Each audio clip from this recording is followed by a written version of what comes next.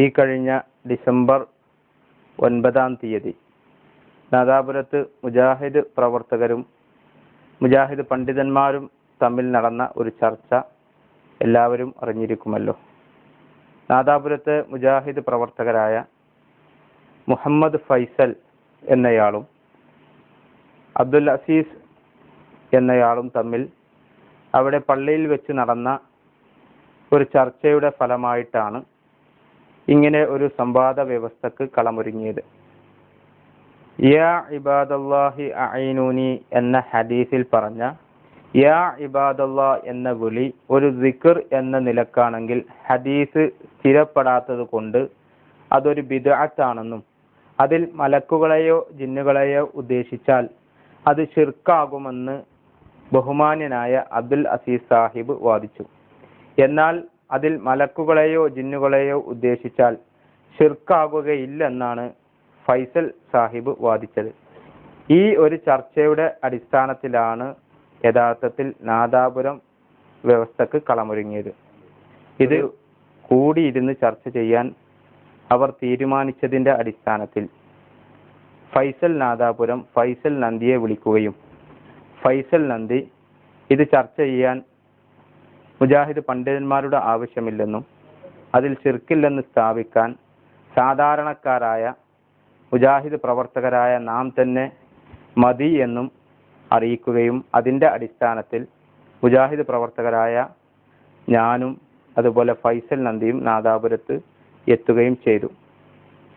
ഈ വ്യവസ്ഥയുടെ പശ്ചാത്തലം ഫൈസൽ നാദാപുരം അബ്ദുൽ അസീസ് സാഹിബുമായി സംസാരിച്ചത് യാ ഇബാദല്ലാ എന്ന ഹദീസിൽ പറഞ്ഞ യാ ഇബാദല്ലാ എന്ന വിളിയിൽ ശിർക്കില്ല എന്ന് ഫൈസൽ നാദാപുരവും അതിൽ ശിർക്കുണ്ട്, മലക്കിനെയും ജിന്നിനെയും ഉദ്ദേശിച്ചാൽ ശിർക്കുണ്ട് എന്ന് അബ്ദുൽ അസീസ് സാഹിബും പറഞ്ഞു. ഈ ഒരു കാര്യം ഫൈസൽ നാദാപുരം തന്നെ വ്യക്തമാക്കുന്നത് കാണുക. ഈ ഹദീസിന്റെ മസലിൽ യാ ഇബാദല്ലാ എന്ന വിളിയിൽ അത് ശിർക്കുണ്ടുള്ളതാ, ജിന്നു മലക്കിനെ ഉദ്ദേശിച്ചാൽ അതന്നെ അസീസ് സംസാരിച്ചത്. അത് ശിർക്കുണ്ടെന്ന് അവന്റെ വാദം. ഈ ഹദീസിന്റെ അടിസ്ഥാനത്തിൽ ഒരാൾ വിജനമായ പ്രദേശത്തെത്തിക്കഴി അപ്പൊ യാ ഇബാദല്ലാ ഐനൂനി എന്ന് അവിടെ പ്രസന്റുള്ള മലക്കിനെയോ ജിന്നിനെയോ ഉദ്ദേശിച്ചാൽ അതിൽ ശിർക്കുണ്ട് അസീസ് പറഞ്ഞു. ഞാൻ ഇല്ല, ആവശ്യം ചർച്ച ചെയ്യാം. അങ്ങനെ ഫൈസൽ പറഞ്ഞു. നമ്മൾ ചർച്ച ചെയ്ത് യാ ഇബാദല്ലാ ഐനൂനി എന്ന വിളിയിൽ ജിന്നിനെയും മലക്കിനെ ഉദ്ദേശിച്ചാൽ ശിർക്കാണ് പറഞ്ഞു പറഞ്ഞത്. ഇപ്പൊ ഇവര് പറഞ്ഞ തന്നെയാ അത് ശിർക്കാണ്.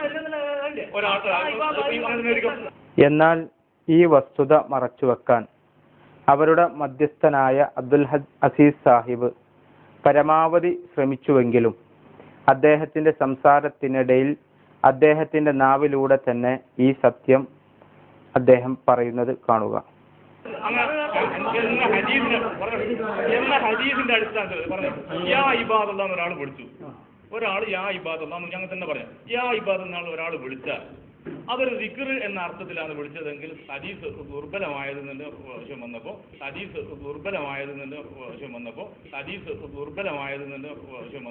നമ്മൾ പറഞ്ഞു അത് ബിദ്അത്തേ ആവും.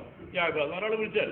എന്നാൽ ഒരാൾ അതിൽ ജിന്ന് സഹായിക്കും മലക്ക് സഹായിക്കും എന്നൊരാൾ വിശ്വസിച്ചു. യാ ഇബാദ് വിളിക്കുമ്പോൾ ജിന്ന് സഹായിക്കും മലക്ക് സഹായിക്കും എന്നൊരാൾ വിശ്വസിച്ചു. എന്നാൽ അതിൽ ശിർക്ക് വരും എന്നേ നമ്മൾ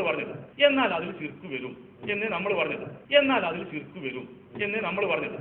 എന്നാൽ ഇതിന് വിരുദ്ധമായി ചർച്ച ഗതി തിരിച്ചുവിടാനാണ് ബഹുമാന്യ പണ്ഡിതന്മാരായ ഹനീഫ് കായക്കൊടിയും അനസ് മൗലവിയും ശ്രമിച്ചത്.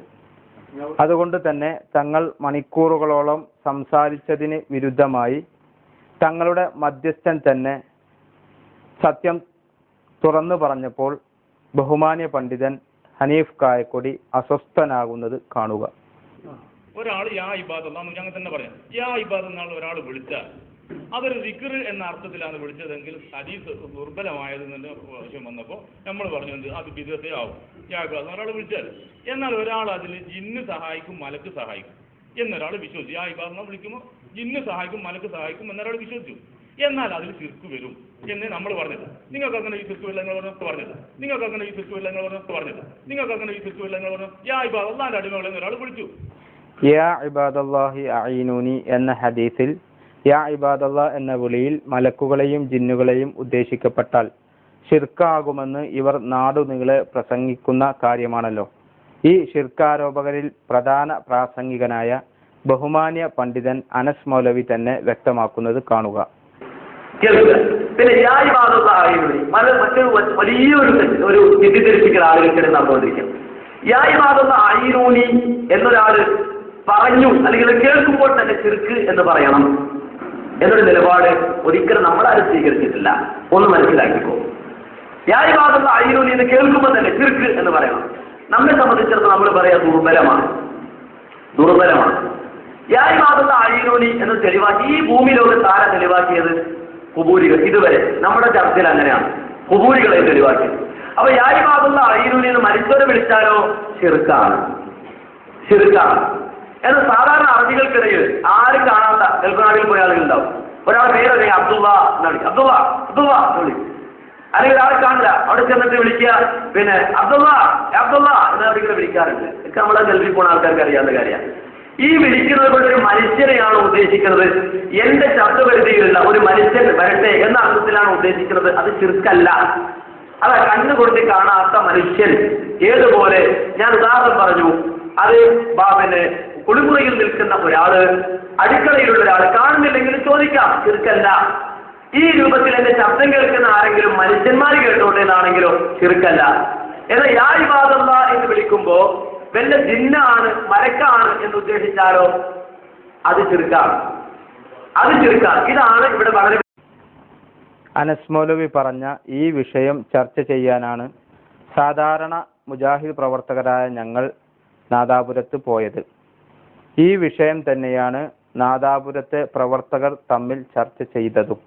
എന്നാൽ ഖേദകരമെന്ന് പറയട്ടെ, സാധാരണക്കാരായ ഞങ്ങളുടെ മുമ്പിൽ പോലും ഈ വിഷയം ചർച്ച ചെയ്യാൻ ധൈര്യമില്ലാതെ വിഷയത്തെ അട്ടിമറിക്കാനാണ് ബഹുമാന്യ പണ്ഡിതന്മാരായ ഹനീഫ് കായക്കൊടിയും അനസ് മൗലവിയും നാദാപുരത്ത് ശ്രമിച്ചത്. യാ ഇബാദല്ലാ എന്ന വിളിയിൽ മലക്കുകളെയും ജിന്നുകളെയും ഉദ്ദേശിച്ചാൽ ഷിർക്ക് വരില്ലെന്ന് പറഞ്ഞ അഹ്ലുസുന്നത്തി വൽ ജമാഅത്തിലെ നിരവധി പണ്ഡിതന്മാരുടെ ഉദ്ധരണികളും മുൻകാല മുജാഹിദ് പണ്ഡിതന്മാരുടെ ഉദ്ധരണികളും കാണിക്കാനും ആ നിലപാടിൽ നിന്ന് ഈ ഷിർക്കാരോപകർ വ്യതിചലിച്ചിട്ടുണ്ടെന്ന് സ്ഥാപിക്കാനും സാധാരണ മുജാഹിദ് പ്രവർത്തകരായ ഞങ്ങൾക്ക് പോലും നിഷ്പ്രയാസം സാധിക്കുമെന്ന് ബഹുമാന്യ പണ്ഡിതന്മാരായ അനസ് മൗലവിക്കും ഹനീഫ് കായക്കൊടിക്കും അറിയാം. അതുകൊണ്ട് തന്നെയാണ് തങ്ങളുടെ മധ്യസ്ഥൻ തന്നെ തർക്ക വിഷയം കൃത്യമായി പറഞ്ഞിട്ടും ചർച്ചക്കിരിക്കാതെ ബഹുമാന്യ പണ്ഡിതന്മാരായ ഹനീഫ് കായക്കൊടിയും അനസ് മൗലവിയും നാദാപുരത്ത് നിന്ന് മുങ്ങിയത്. ഇനി നിഷ്പക്ഷമായി ഈ സംവാദ വ്യവസ്ഥ നിങ്ങൾ കാണുക. സത്യം മനസ്സിലാക്കാൻ അല്ലാഹു തൗഫീഖ് നൽകുമാറാവട്ടെ.